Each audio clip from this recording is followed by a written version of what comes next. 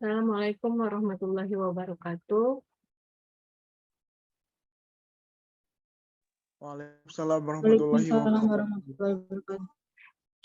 Ihsan di mana ya, Ihsan? Udah masuk belum ke Zoom? Ya, Bu. Udah di-share yang materi PDF tadi? Sudah, Bu. Udah ya. Ibu udah bikinkan slide, tapi akan lebih mudah kalian buka ininya ya, PDF-nya ya, biar tahu halaman-halamannya. Kelihatan jelas atau saya perlu pakai mikrofon ya? Kayak headset. Ini jelas atau masih kecil?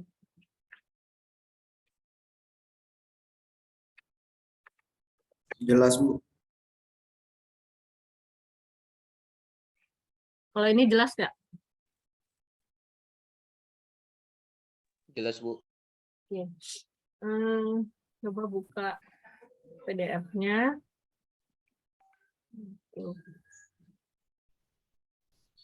Frekuensi ya. Frekuensi.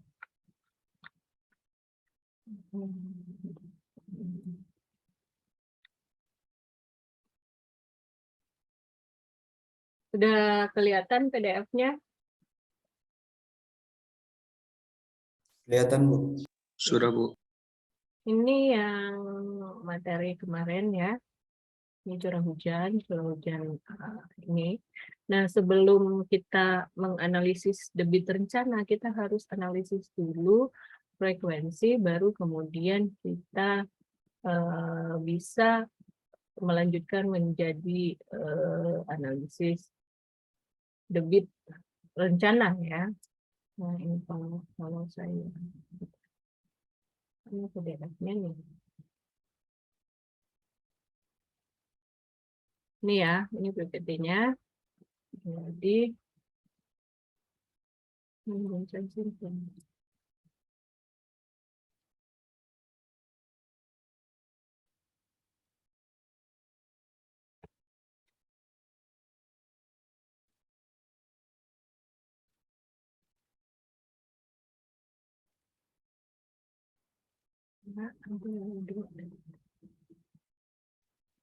ini kalau kita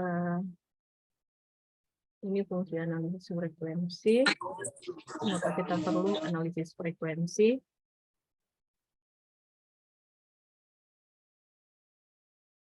Belum ya. Nah, kalau perhitungan curah hujan rencana, jadi dibutuhkan digunakan untuk analisis frekuensi, digunakan untuk menduga atau meramal curah hujan dengan periode tertentu, periode yang kita pilih kemarin 10 tahunan. Nah, kemudian setelah kita mendapatkan curah hujan yang merupakan curah hujan rencana, baru bisa kita gunakan data intensitas hujan yang didapatkan dari analisis frekuensi ini untuk digunakan sebagai variabel dalam pendugaan debit banjir rencana.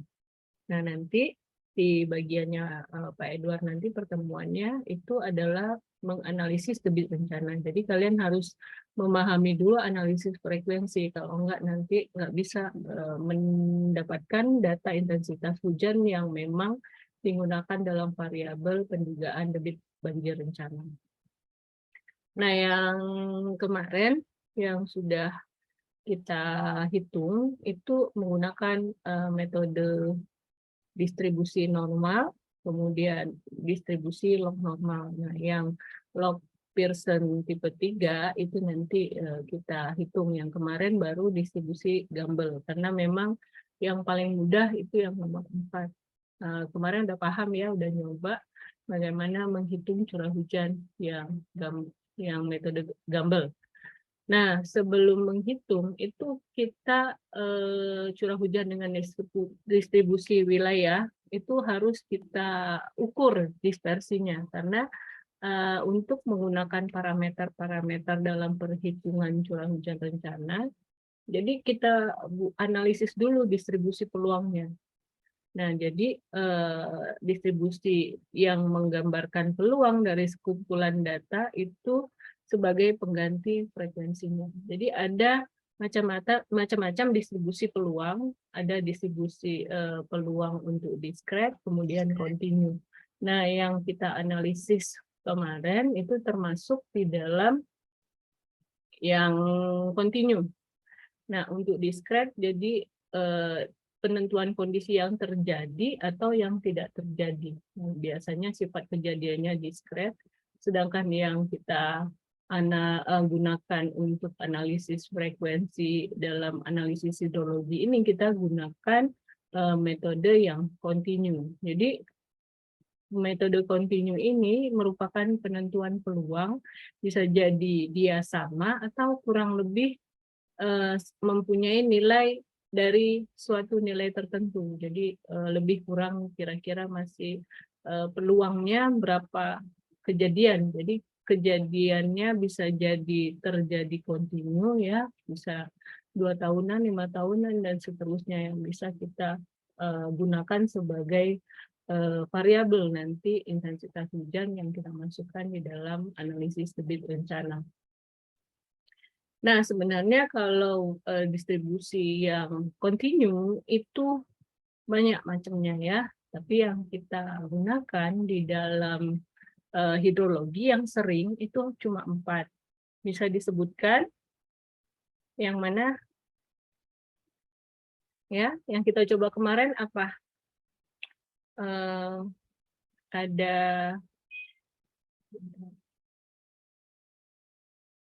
yang kita gunakan kemarin, metode apa? Aldi Fernando. Aldi Fernando, metode apa yang kita hitung kemarin? Coba pilih yang mana ini. Aldi? Aldi ada nggak orangnya?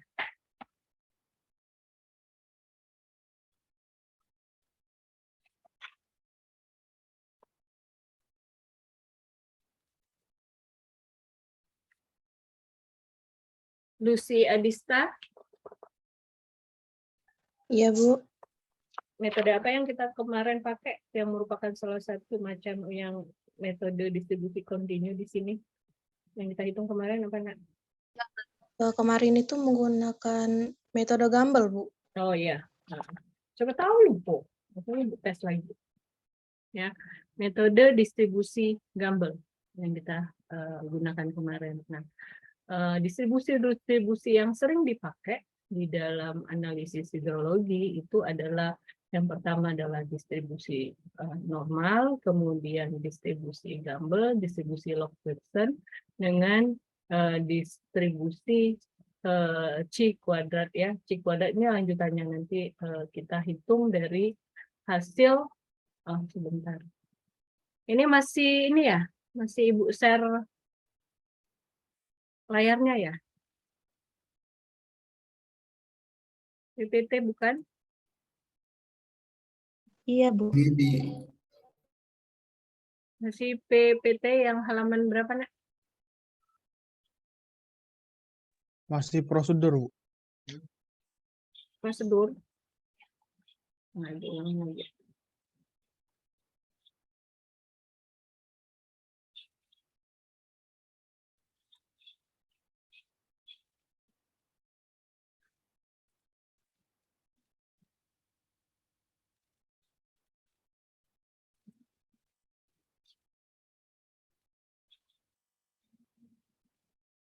Jalan di layarnya beda.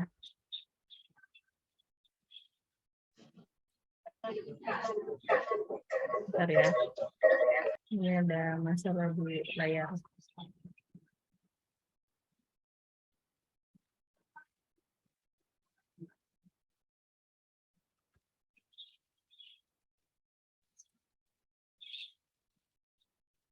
Oke.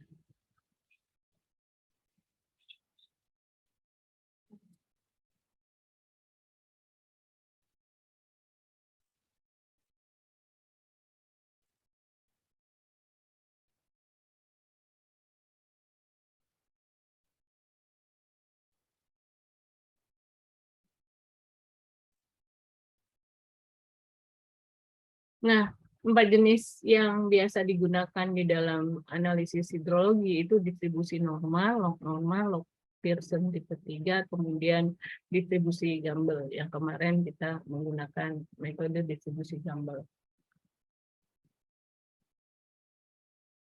Ini nggak usah kita bahas ya, karena sudah dapat ya distribusi Gumbel. Jadi kita menghitungnya mulai dengan menggunakan nilai penentuan harga rata sampel, kemudian baru kita kalikan dengan timbangan baku sampel, baru dikalikan faktor frekuensi yang sudah kita gunakan kemarin. Nah, kemudian ya kita lanjutkan. Nah, nanti sudah Gumbel itu baru ke yang log Pearson tipe 3 ya. Tapi sebelum kita menganalisis yang distribusi frekuensi yang lanjutan dari Gumbel, kita mau menganalisis dulu ya uji Qi. Kenapa? Karena dari distribusi tadi kita harus menganalisis hasil yang didapatkan dari frekuensi tadi apakah memang sesuai. Nah, kesesuaian ini harus menggunakan metode pengujian. Nah, metode pengujian yang digunakan itu dinamakan uji kesesuaian distribusi. Nah, buka materi yang PDF yang saya share tadi. Sudah dibuka belum? Namanya uji sebaran metode Qi kuadrat.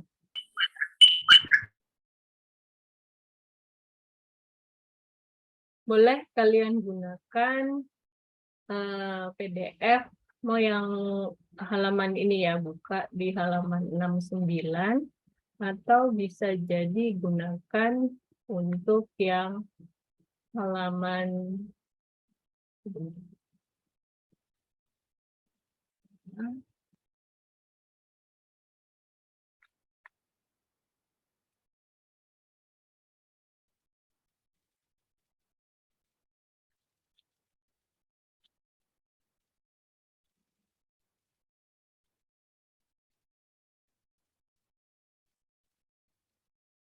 jadi ada 2 file yang bisa digunakan sebagai panduan kalian dalam menguji kesesuaian distribusi. Sudah dibuka salah satunya judul file yang analisis hidrologi ya. Kemudian bisa juga buka file di curah hujan yang halaman 69. Sudah dibuka?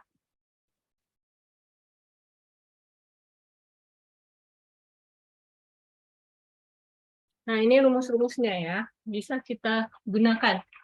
Jadi dari data pengamatan kita harus menghitung ya uji kesesuaian atau uji kecocokan. Nah, yang pertama itu uji Qi kuadrat namanya.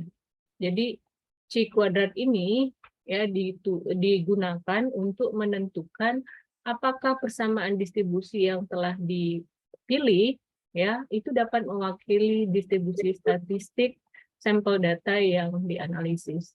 Jadi pengambilan keputusan untuk metode uji Qi square ini digunakan menggunakan parameter X kuadrat sehingga ya disebut metode uji square ini sering disebut sebagai Qi square atau Qi kuadrat. Nah, uji Qi square ini biasanya digunakan untuk uji kesesuaian distribusi secara vertikal dari data. Jadi, uji ini didasarkan perbedaan nilai ordinat teoretis atau frekuensi harapan dengan ordinat empiris. Jadi, rumusnya ya seperti ini. Kalau di buku analisis hidrologi ya, tapi kalau yang di buku satunya dia menggunakan ini rumusnya. Nah, ini sama ya. Sama aja ya. Tapi di sini ini harga penyebutan C kuadratnya, kemudian FV min O. Nah, F ini banyaknya frekuensi yang diharapkan, sedangkan OFI adalah frekuensi yang terbaca pada kelas I. Nah, di N itu adalah jumlah data. Bagaimana menghitungnya? Coba dibuka Excel yang kalian kumpulkan kemarin. Sudah dibuka belum?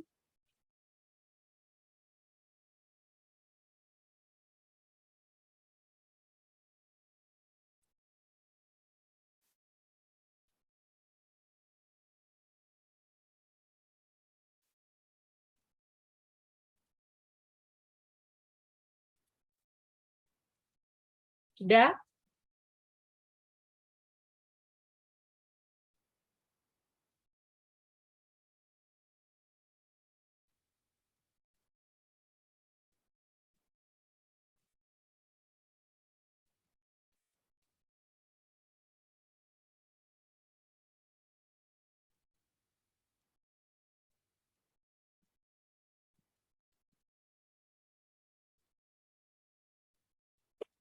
Nah, baru kita lakukan untuk uji Cigambel.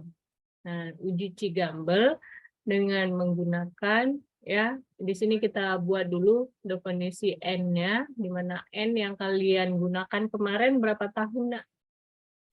Coba, berapa tahun yang kalian gunakan kemarin? 11, Bu. Oke. Nah, karena jumlah datanya 11, kalian masukkan di sini definisi N, jumlah data itu sama dengan 11. Nah, rumus untuk nilai K, ini rumusnya, ya, berarti di sini ngikutin, masukkan nilai N di sini. Jadi 1 ditambah, ini sesuai rumusnya 3,322 log N-nya. Berapa nilainya? Bagaimana ngitungnya? Nah, kalau di Excel, kita memasukkannya, coba ikutin ini. Ya, jangan lupa untuk persamaan di Excel itu sama dengan, ini sesuai dengan rumus, 1, ya, tanda fungsi matematis, gunakan tombol plus, kemudian buka kurung karena kita mau mengikuti rumusnya, ya, ditambah 3,322 dikali log, ya, baru sorot yang jumlah data. Ya, ini ya. Baru enterkan. Dapat berapa, Nak?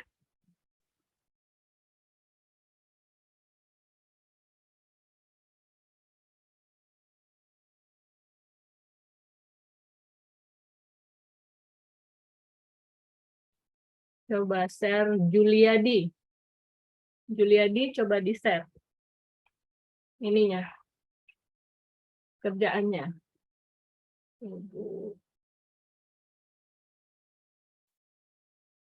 Silakan Juliadi.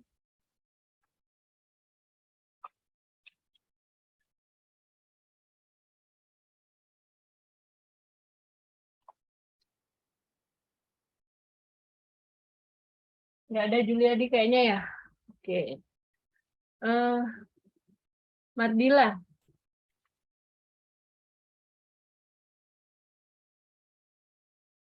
Mardila mana?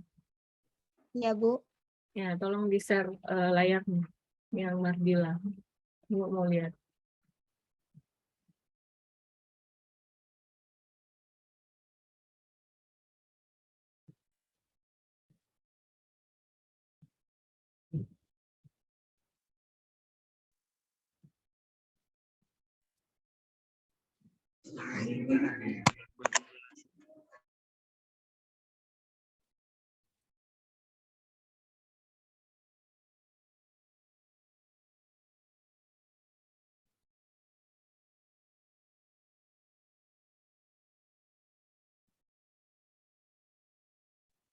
Mardila, mana layarnya? Share. Maaf, Bu. Ini baru mulai. Oh. Jangan lama-lama, nanti habis itu.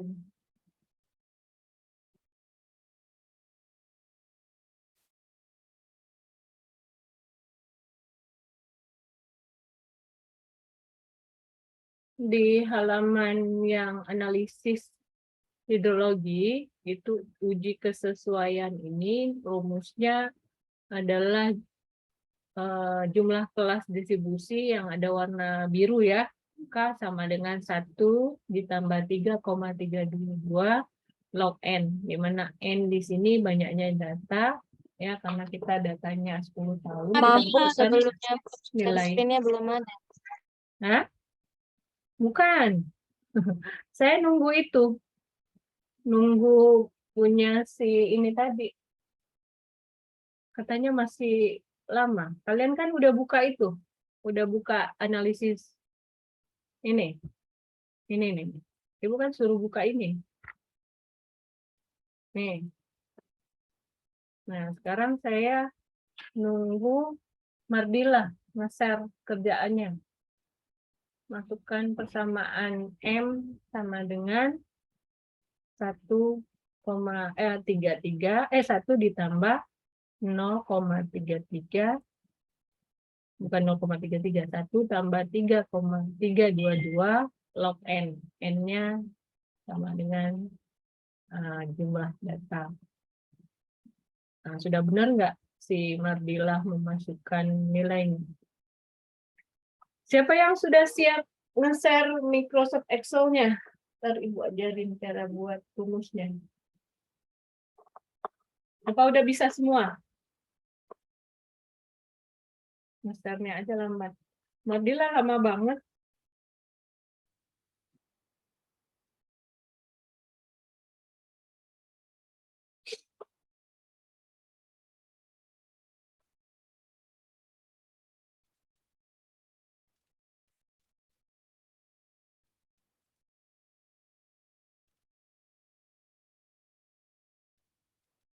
Muhammad Firdaus. Mardila nanti aja, lama banget. Habis waktunya nanti. Muhammad Firdaus mana? Ya, coba di-share layarnya yang kamu kerjain.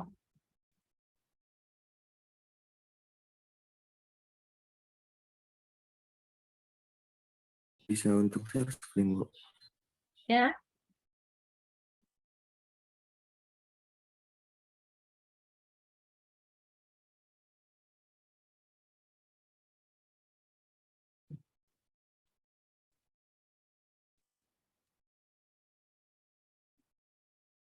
Muhammad, gimana?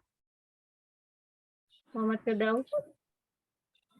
Maaf Ibu, ini saya sebelumnya pakai HP jadi belum bisa untuk share screen, Bu. Oh, nggak Karena bilang itu dari tadi. Kita Iya. praktikum pakai komputer, bukan pakai HP. Gimana kalian ujinya kalau nggak nyoba di komputer?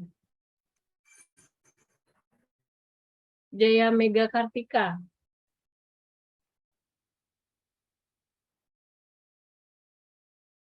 Udahlah, nungguin kalian nih lama banget.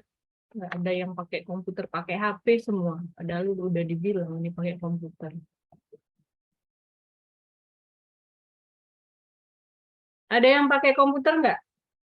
Yang sekarang lagi praktikum?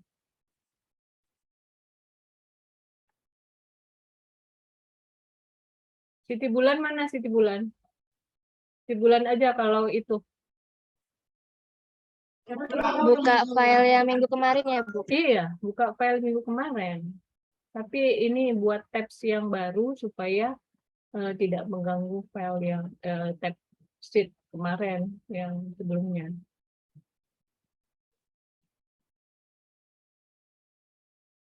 Matiin dulu share screen Ibu. Nah ya, buka yang uji C. Buat sheet yang baru, di sebelah kanannya metode gambar tipe 1.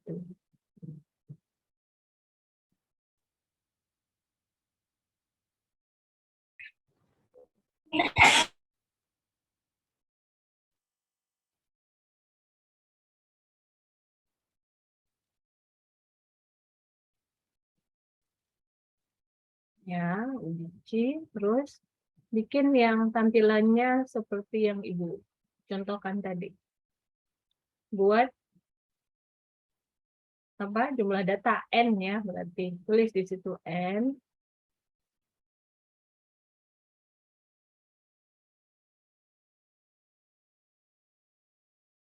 N sama dengan angkanya dibuat di kolom satunya, jangan digabung, nanti nilai 11-nya nggak bisa disorot datanya. Ini ya.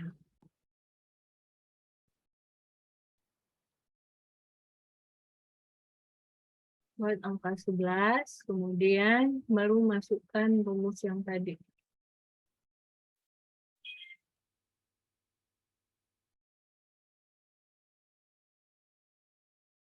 Ini namanya pembagian kelas ya. Jadi N itu buat keterangannya jumlah data, kemudian K itu jumlah kelas.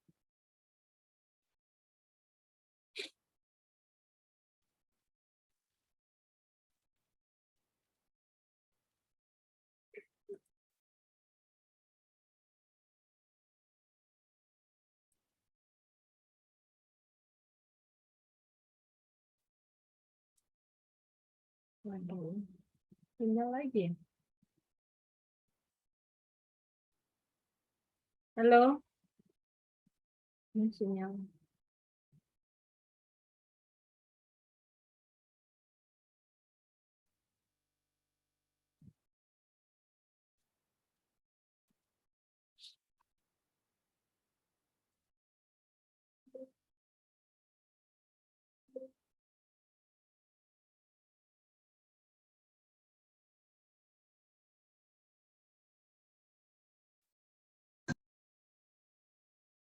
Nah, oke, sama dengan di kolom B. Sama dengan apa rumusnya tadi? 1 sama dengannya jangan lupa. Sama dengannya kelupaan. Nah, 1 ditambah 0, bukan 3,322. 3,322 yang rumus yang tadi.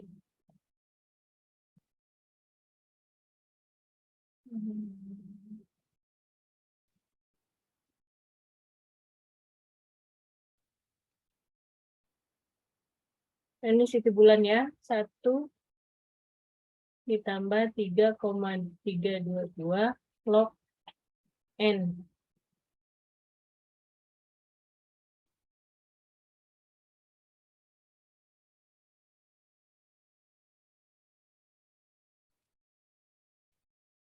Jangan lupa rumusnya tadi. Nah, coba perhatiin yang rumus itu tadi. Ya,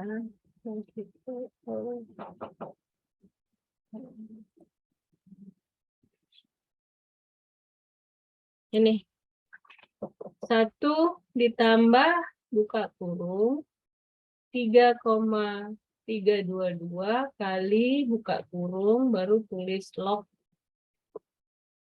buka lagi kurung, kemudian baru sorot yang jumlah data tadi, angkanya baru tutup kurung.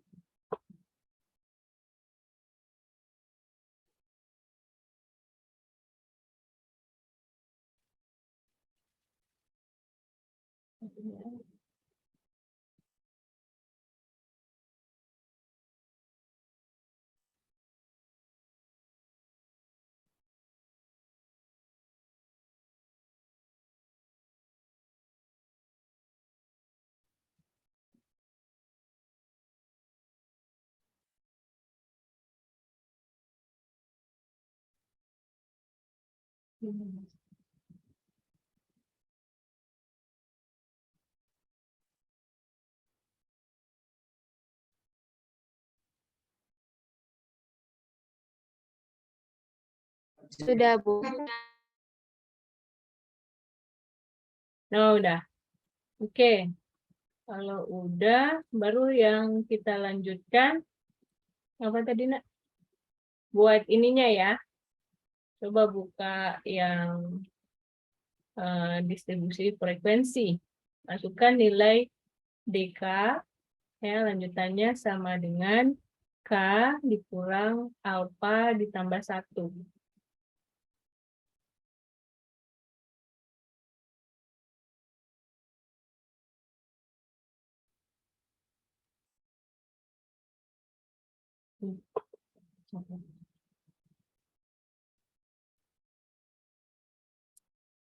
Ini nggak bisa sebelah-sebelahan ya tampilannya.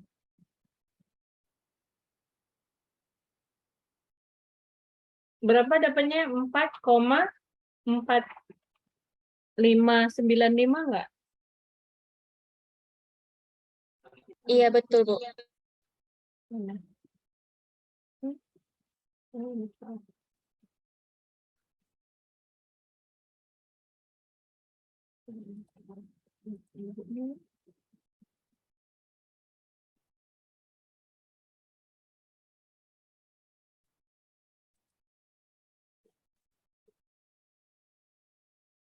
Nah, itu dibulatkan. Kalau dibulatkan angkanya jadi berapa?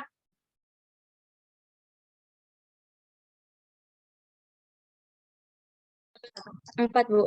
Oke. Nah, masukkan nilai 4 di C, kolom C. Kolom C, buat di kolom C. Bulatkan. Nanti masukkan angka 4-nya di kolom D. Tuliskan di situ, bulatkan, dibulatkan jadi 4. Nah, kemudian kalian masukkan nilai untuk P, peluang. Jadi ada batasan nanti peluang yang kita gunakan. Jadi 1/4 ya, baru didapatkan nilainya 0,25. Jadi 25% mulai untuk penggunaan T-nya nanti. Coba sekarang dimasukkan ya buat tabel seperti ini untuk peluang dan nilai batas kelas dengan menggunakan distribusi Gumbel tipe 1. Jadi berapa nilai T-nya? Ya, baru dimasukkan nilai DK sama dengan K min P ditambah 1.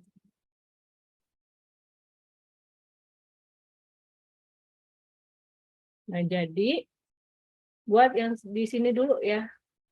Siti Bulan, udah lihat layar Ibu. Yang buat tabel, Bu.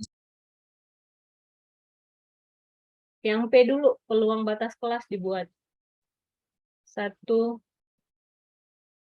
Ini partisipannya lihat layar Ibu apa lihat layar Bulan? Bulan, Bu. Oh, Bulan. Nah, sekarang coba Siti Bulan. Nggak bisa.